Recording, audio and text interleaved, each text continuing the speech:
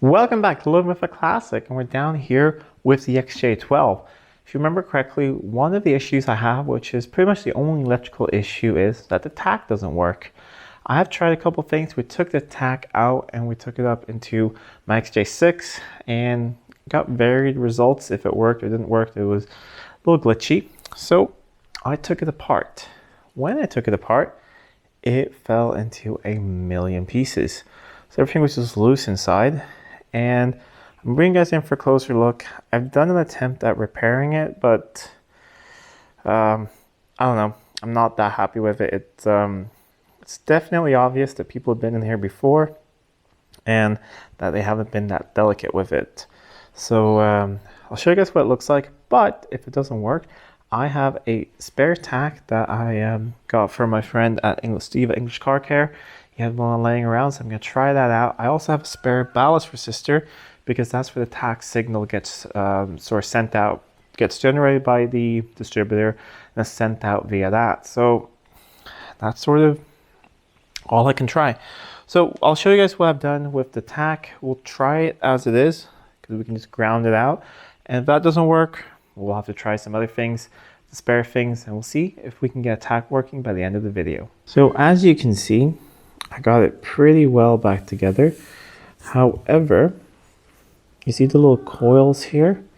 They're supposed to be really flat and of course not touching each other.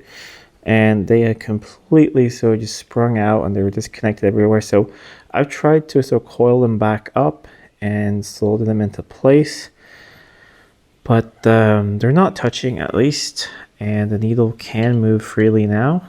So I don't know. We'll see if it works. If it doesn't, I do have the spare stuff. All right, it's plugged in, and the ground just comes from back here onto, the metal part of the chassis there in the back.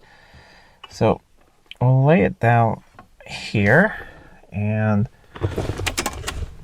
crank the car over. That was a good cold start. There we go. And I'm gonna touch the Tach to back there. That's something I have tried. I've tried the continuity test of there to the ground part of the Tach, and that is definitely working. Okay, this Tach is dead, or the ballast resistor. Switch it off, and we'll have a look at some spare parts. So this is a spare Tach. And it looks nice and complete. It doesn't really look tampered with. It is from an earlier car, so it is one with carbs and a choke, but that's okay. I could switch out the faces if this ends up working. It is in a little bit better condition than mine because it does have this black ring here, but it's definitely not perfect. But I got this as well. This is a ballast resistor. It sits in the engine bay next to where the coil is. And it's basically, I think, some resistors and diodes in there. And I've tried and tested the other one I had. And there's various coils going in here. You can test the different resistance. And mine checks out perfectly. But I don't know. So the amplifier connects on that side and just the ignition side's on the other. And I believe this one up top here is the blue and white Tach wire, which then goes to the back of the Tach. This one right there. I have also checked with a multimeter that there's continuity, so this wire is not broken. But let me disconnect this Tach. We'll connect up this one, see if we have any life from that one. And if that doesn't work, then we're on to this one. Okay, let's try this again.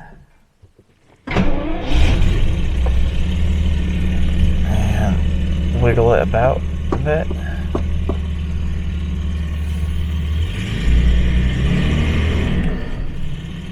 Nope, we're not getting anything.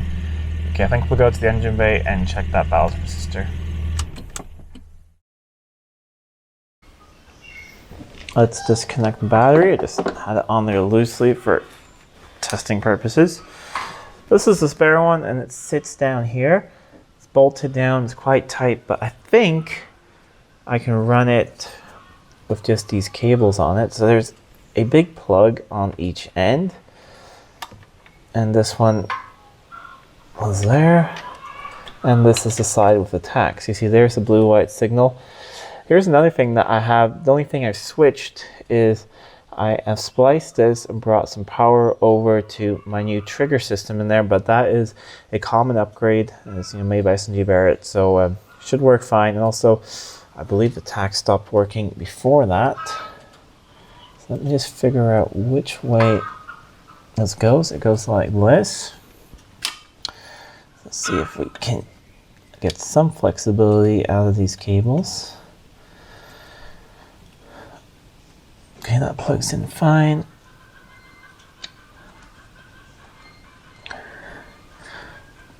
That plugs in fine also.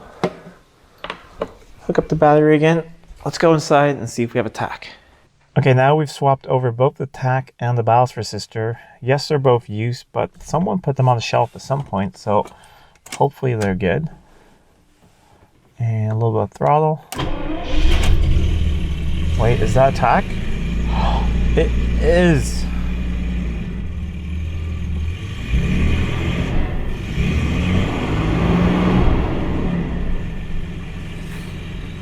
Oh my god, we have a working Tach.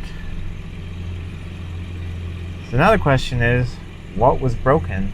The ballast resistor or the Tach? But I'm not really sure if I want to figure that out, because what if an internal fault in this Tach ruined my ballast resistor? But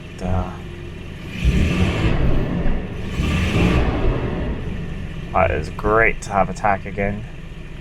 Got it in place and everything back on, but I mean, I might take it out at some point and see if I can find either a Tach or a Speedo with a better sort of bezel ring on it to make it look nicer, or if I possibly swap out the face and get the correct one, which has just this orange light which is blanked off instead of having a choke one. I mean, it's not a big deal at all. But let's see if it all works now when it's back together. We can start with the lights. It might be hard to see, but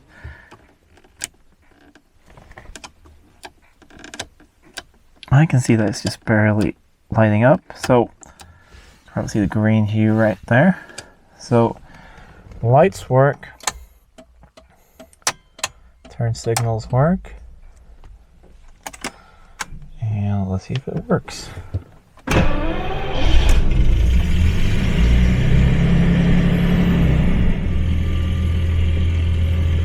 It works very nice. It's stable. It comes to life right away. Some Tachs are sometimes a little bit slow. It takes a while for them to come up, but this one is seems to be working rather nicely. Isn't it great when we can have a pretty easy fix for once? So I'm not 100% sure, but I think the ballast resistor is the main issue. But since my Tach didn't look that great inside and I saw evidence of a lot of previous repairs, I'm happy to run this one. And like I said, I might switch up the faces a little bit later just so it looks correct. But no one except me, and of course you guys watching, are going to know that I have a carbureted Tach in my fuel injected car.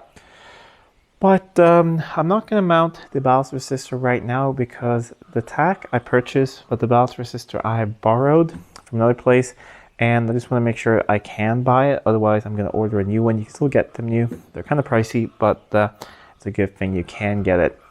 My idea was to try this when I had the XJS back. However, I was lucky to see that a friend had that laying on the shelf. So I asked, you know what, can I just borrow that and see if I can solve a Tach issue? And he was very nice and loaned it out to me. So that's very weird that everything else in the ballast resistor works really well. It's just a Tach thing.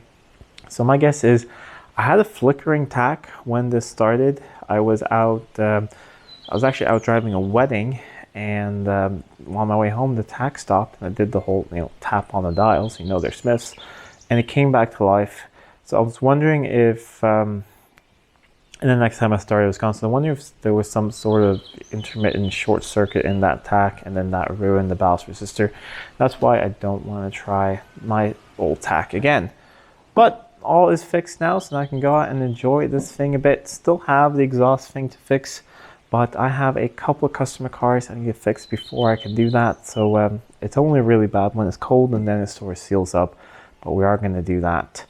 In the future, I'm going to talk about a little bit of a road trip coming up later in the summer. It can be quite a long one. Haven't decided exactly which car we'll take yet. It might be the XJS or it might be this one, but we'll see. So I want to keep this one ready because if the weather's going to be terrible, you never know, it's August, it could be great or it could be absolutely terrible.